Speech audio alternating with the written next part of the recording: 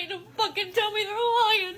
I need somebody to fucking tell me they're lying. I need somebody to fucking tell me they're lying right fucking now, because what the fuck do you mean that I'm not gonna get my fucking SNAP benefits? What the fuck do you mean? Because what the fuck is happening?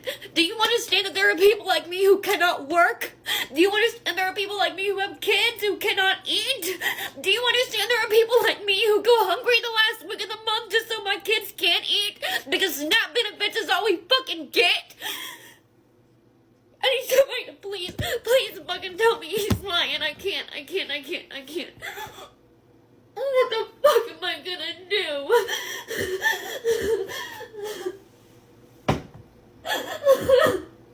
Oh, fuck.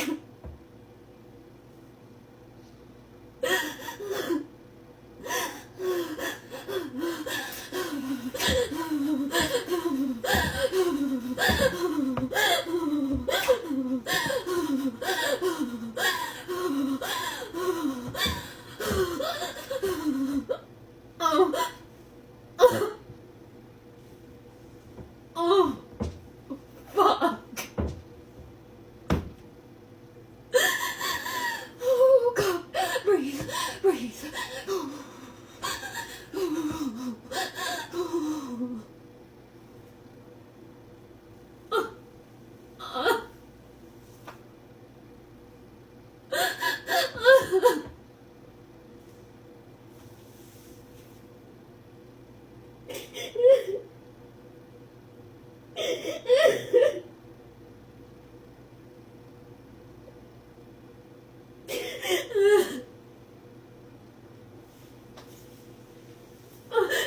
Today, we must talk about SNAP benefits here in the United States, because currently more than 42 million Americans are receiving this massive nutrition assistance that is needed for millions of Americans. But there's some changes that are coming. Today, I want to break down what some of these changes are, who could be impacted, what the Trump administration is doing, and why this is actually putting more pressure, not on the federal government, but on the states. So again, I'm going to break all this down, explain what is going on, and how you could likely be impacted if you are currently receiving SNAP benefits. So make sure you stick around and watch this entire video, and I'll explain exactly what is going on. But first, all I ask is one thing. It takes 2 seconds. Go ahead, hit that like button if you enjoy these daily updates. And now, let's begin.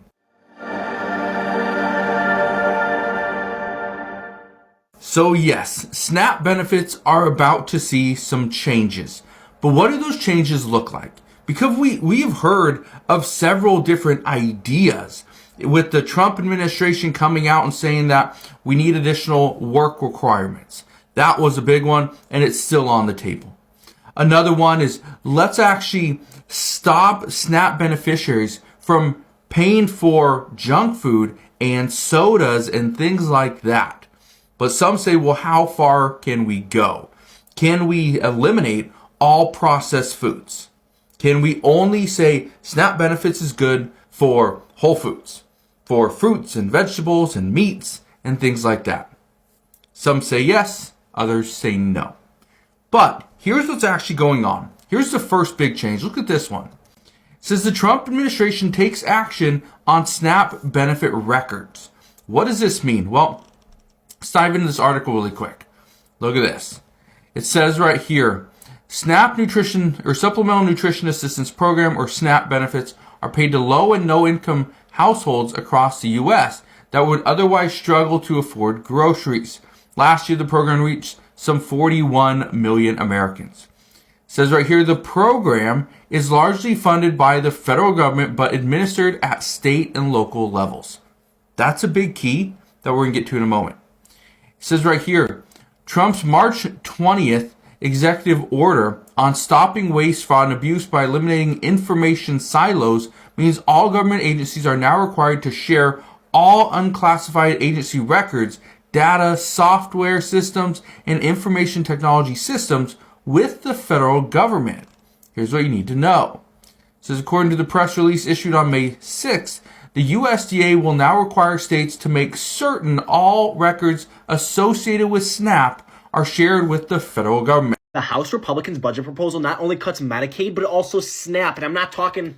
Okay, that just wasn't funny, but the cuts are necessary. Necessary to cut the food assistance program that feeds 1 in 8 Americans, 39% of whom are children and 11% of whom are elderly. And Republicans aim to cut it by $300 billion over the next decade, representing a 20.6% cut in federal SNAP funding. All right, looks like we gotta go line by line on what this proposal is doing to SNAP. Sure, the first change is SNAP currently has work requirements for able-bodied adults without dependents for ages 18 to 54, but this new bill looks to increase the age for those work requirements to 18 to 64. Yeah, keyword able-bodied. We need to incentivize able-bodied people to work and not just munch off the government. This only affects 54 to 64-year-old, many of whom are blue-collar workers that no longer can physically find or do the work they used to, or they live in rural areas that no longer have a lot of job opportunities. There's 7.2 million job openings in this country, and especially since people are living longer and the fact that we're $36 trillion in debt, we need people to work a little longer before being on welfare for life. The practical effects of this will be 60-year-olds in rural West Virginia who haven't been diagnosed with anything but can't physically work will go hungry. They can apply for disability then and still receive SNAP, but secondly, current SNAP benefits are fully funded by the federal government, who split administrative costs with the states 50-50, but this proposal will require states to contribute between 5 and 25% of the cost of SNAP benefits and increase their administrative cost burdens to 75%. Yeah, this would cause a major strain on state governments, forcing them to either raise taxes or make cuts to education, Medicaid, or infrastructure to pay for SNAP. Yeah, but the percent of SNAP state would pay would be dependent on their error rate in administrating SNAP. So if states want to pay less, they will tighten oversight and reduce mistakes, so it will incentivize a more efficient system. States already run very tight budgets, and around 15% of them run deficits, meaning this will force them to make cuts in crucial areas, but also this bill makes stricter eligibility and documentation requirements for SNAP. Yeah, they basically just require more documents for people to get on SNAP, which will decrease fraud or cause an extra strain on elderly people who aren't tech savvy, and it opposes harsher penalties for application mistakes or omissions, even if unintentional. Next, this bill also restricts state waivers for work requirements. Oh great, so now states can no longer temporarily waive work requirements if their state enters a period of high unemployment, meaning people who can't find jobs will be taken off SNAP and what, go hungry? The government system needs to encourage work and efficiency. There are multiple other ways to get food in tough times, including charities and food banks, but must I remind you, we are $36 trillion in debt? Wow, what an argument for cuts leading to starving Americans, but finally this bill limits future SNAP benefit increases to inflation rates. Yeah, makes sense, so SNAP benefits can only increase with inflation. Sometimes the inflation numbers don't account for real cost of living increases, so this limits government's future ability to increase benefits for reasons other than inflation. It's trying to get its hand around massive future increases that will only balloon our deficit even more. Again, let's remember what we're talking about here. Hungry Americans. I'm hungry for you to stop talking. I just wanted to give you a heads up on what's happening. As you know, the Republicans are negotiating within themselves how they're going to go about taking money from low-income Americans, older Americans, Americans who want to fight climate change. I mean, the list goes on, to give money to wealthy people. The upward redistribution bill is winding its way through the Republican House. This is their plan to save money on the SNAP program, which is the Supplemental Nutrition Assistance Program. That is, in other words, a couple $100 a month to provide money, or I should say coupons, to people to be able to buy food. And they figured out an interesting place. There are a lot of apparently freeloaders who are trying to get access to SNAP benefits. The House Agricultural Committee proposal would, A, restrict future increases to SNAP benefits that outpace inflation and would narrow the ability of states to waive work requirements during periods of high unemployment. So in other words, when we have a financial crisis like we did in 2008, or when COVID happens, states can get a waiver to expand their SNAP rolls. It is called an automatic stabilizer because it kicks in without having to have new legislation, essentially, as it exists now, in the event that there's some type of major economic crisis and people can't eat. Like 2008. Like 2008 or COVID. And so they want to inhibit that ability for states to get that automatic increase in the economic stabilizer. You must work 80 hours if you do not have a child or a disability, 80 hours per month up to the age of 54 to be eligible for SNAP benefits. Now, I mean, presumably, part of the reason why you might need food assistance is because you don't have work. But We just don't want any freeloaders getting, a couple of bucks of free food a week. And now they want to hike that limit from 54 up to age 64. Now, I want you to contemplate this. If you have anybody who you know that is about my age, actually a couple years younger, if they lose their job, let's say during a financial crisis or during COVID or just in general, it is very difficult for people to find another job. That's just the case, and particularly during times of crisis. So you're taking away the economic stabilizer aspect of SNAP. And then you're also saying that people who are in the probably most difficult 10 years of their life to find work, they can't get food assistance unless they work 20 hours a week.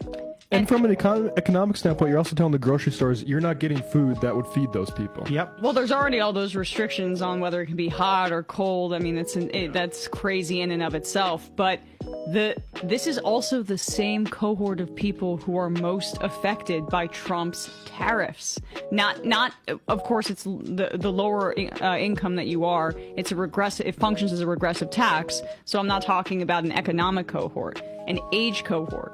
This is the same age cohort that was most affected by the financial crash of 2008 in many ways with their retirement plans, because it doesn't have if you have a 401k or if you have a pension plan that's tied up in, I don't know, some of these other risky stocks, it doesn't have the capacity to dip back up and regain its value in time for you to retire. So this is a double whammy for this particular age group. Oh, it's horrible. I mean, it's sick. It's twisted. But gotta get those tax cuts for wealthy people. So here's the deal. I think that today's Rage Report might actually make you ragey. On Sunday, the House Republicans released the new parts of the budget bill that they're going to mark up this week, and it is a doozy, most specifically because they're touching something that they said they never would. This bill includes devastating cuts to Medicaid and SNAP. For starters, these budget cuts would cause nearly 8.6 million people to become uninsured. This is a New York Times article. You should go read it. It also proposes, are you ready for this? $230 billion cut from federal spending for the SNAP program. It would also force states to pay for a portion of these benefits. And look at that right there. This is where I live. We ain't got that kind of money. This is talking about slashing more than 20% from a program that helps more than 40 million people afford their groceries. We're talking about ripping away resources from our nation's most vulnerable populations. That's children and seniors. Also, billionaires can get greater tax cuts. The very people who are siphoning money from our government through government contracts, Elon Musk, are getting tax cuts at the expense of the American people. So if you had to share with us your level of rage on a scale of 1 to 10, where does this put you? This is a direct attack on single parents, especially those who are trying to escape domestic violence. Speaker of the House Mike Johnson wants to change regulations in order to qualify for SNAP benefits.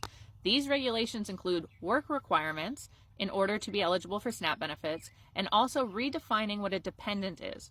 Anyone above the age of 7 would no longer qualify as a dependent under SNAP benefits. However, if you are married, then those clauses do not apply to you. By adding these marriage clauses, it will directly impact those who are trying to flee domestic violence. It will eliminate one more resource available to domestic violence victims when they are trying to leave dangerous or hostile home situations. It will eliminate their access to needed support and needed funds in order to support their family as they try to leave those situations. Please call your representatives and tell them that the changes to SNAP regulations will disproportionately affect single-parent families and victims trying to flee domestic violence. I will leave the phone number in the caption below for the DC switchboard. Hi, welcome back to another episode of Make It Make Sense, where we look at the ringleader in this circus and seeing what they're trying to entertain us with today. So they want to define a dependent child as under 7, and this is for the SNAP. I'm sorry, what? Once that child turns 7, usually someone in 2nd grade, they could no longer A 7-year-old? be considered a dependent, with one exception. You have to be married. So a child who has a single parent is no longer considered a dependent? They're also going to be raising your work requirements. But if you're married, you're exempt. So they're raising the work requirements. But you're exempt if you're married? What does that have to do with anything? You remember this manifesto that we're currently dealing with? Yeah, let's take a look. In the early 1900s, 86 years ago, Congress passed President Roosevelt signed the Fair Labor Standards Act. It outlawed, among other things, the practice of children working in hazardous occupations. But today, violations of the FLSA, particularly involving children, are sharply on the rise, and there are those who want to take us back even farther. So the Center for American Progress looked at that project to see how it would affect. It said it should go without saying that children don't belong in dangerous factories and should not work around those toxic substances. When they work, they deserve to do it in safe conditions and do not compromise their health and well-being or come to the cost of their education. Dangerous child labor was recognized as a moral and societal failure nearly a century ago. Project 2025 wants to take back the United States back to this dark time of child labor. First, they attacked the Department of Education. Then they're attacking universities like Harvard, trying to tell them what to do, what to teach, and who to teach the information to new kids coming into college. Now they're attacking SNAP benefits, saying that if you're over 7, you should have work requirements, unless your parents are married.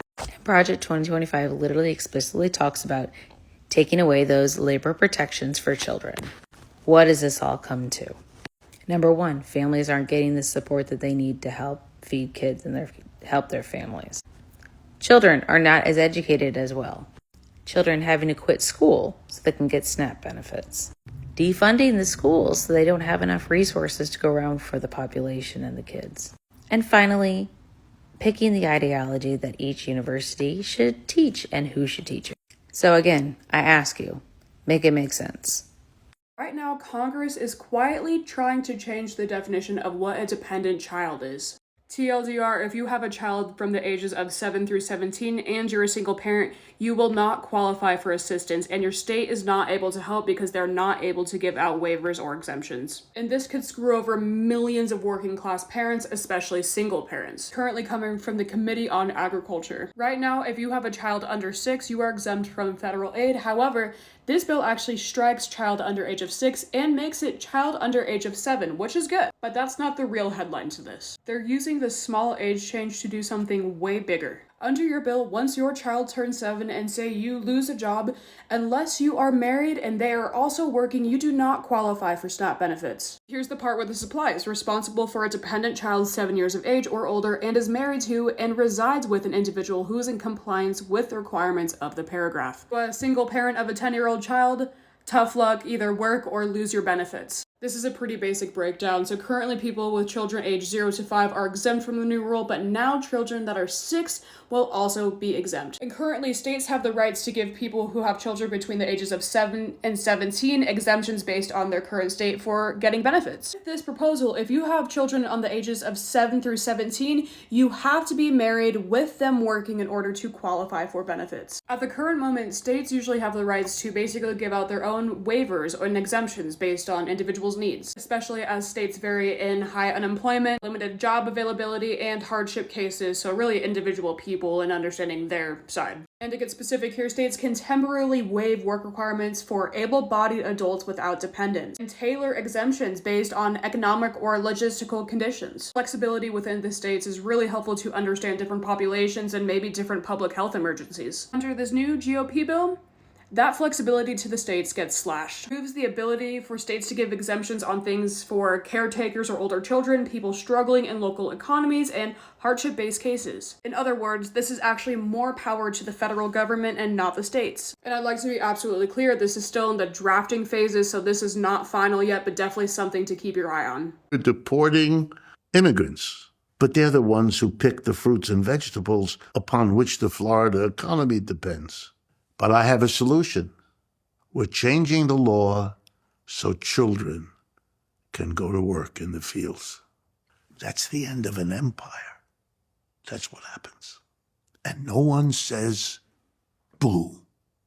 14-year-olds will now be eligible to work until I think 9 at night. I mean, all kinds of things that the law forbade for children before. We're going to have child labor, and it's going to be good because, you see, you can pay the children as little as you got away with paying those immigrants. Jesus Christ. How many symptoms do you want to see before you go to the doctor? How many things are you going to face before you realize you got a different problem than the one you thought you had? A new child labor law has gone in effect in Iowa this weekend, and here's everything you need to know.